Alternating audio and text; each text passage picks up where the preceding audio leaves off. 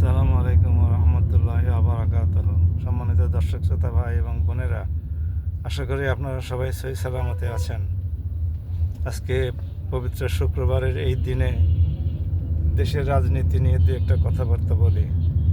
আপনারা জানেন যে গতকালকে সন্ধ্যায় ত্রয়োদশ জাতীয় সংসদ নির্বাচন, যা আগামী ফেব্রুয়ারি 2026 অনুষ্ঠিত হতে চলেছে, তার তফসিল ঘোষণা করা হয়েছে।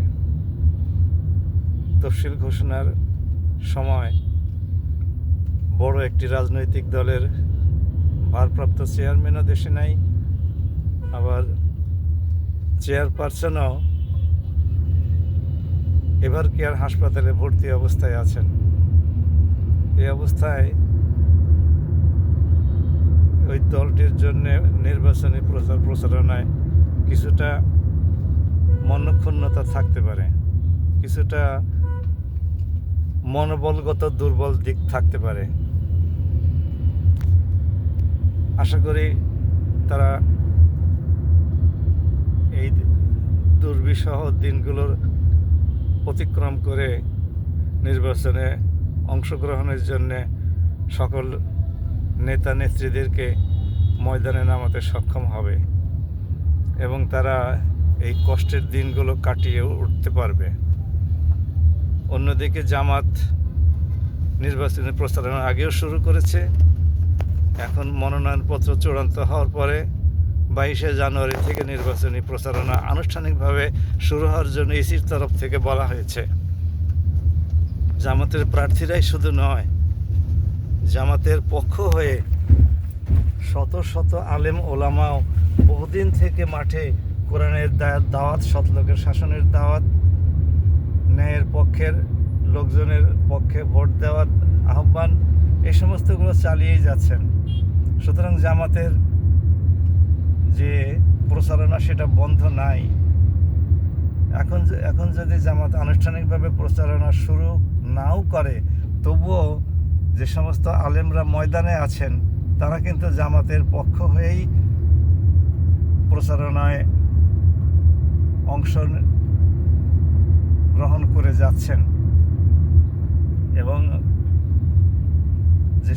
যে সমস্ত আলেম ওলামারা মাঠে ময়দানে ওয়াজ করেন তাদের বেশিরভাগই জামাতের পক্ষেই কথা বলেন, জামাতের পক্ষেই তাদের ওয়াজগুলো যায়। যেহেতু কোরআন হাদিসের আলোকে তারা কথা বলেন, কাজে আলটিমেটলি প্রচারণাটা জামাতের পক্ষেই যায়। সেদিক থেকে জামাতে অনেকটা লাভবান হবে আশা করি আমরা। দেখা যাক আগামী সংসদ নির্বাচন কিভাবে সরকার অনুষ্ঠান করতে সক্ষম হন।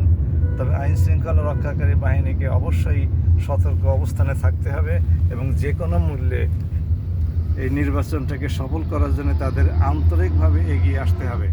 এখন আইন শৃঙ্খলা রক্ষাকারী বাহিনী, প্রশাসন, বাংলাদেশ সেনাবাহিনী, নৌবাহিনী, বিমান বাহিনীর সদস্যরা কতটুকু আন্তরিকতা প্রদর্শন করবে সেটা সময়ই বলে দেবে।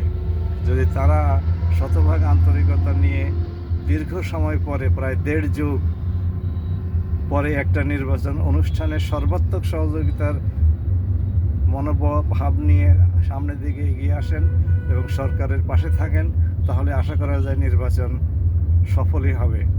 এছাড়া আনসার ভিডিপি, পুলিশ বাহিনীকে সরকার প্রশিক্ষণ দিচ্ছেন।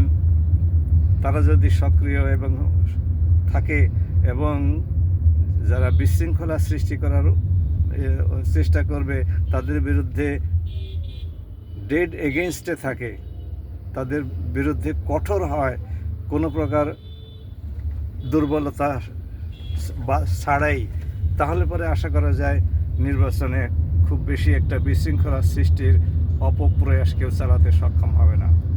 আসুন আমরা অপেক্ষা করি, নির্বাচনটি ভালো হোক, আমরা এই আশাই করি। সবাই ভালো থাকুন। আসসালামু আলাইকুম।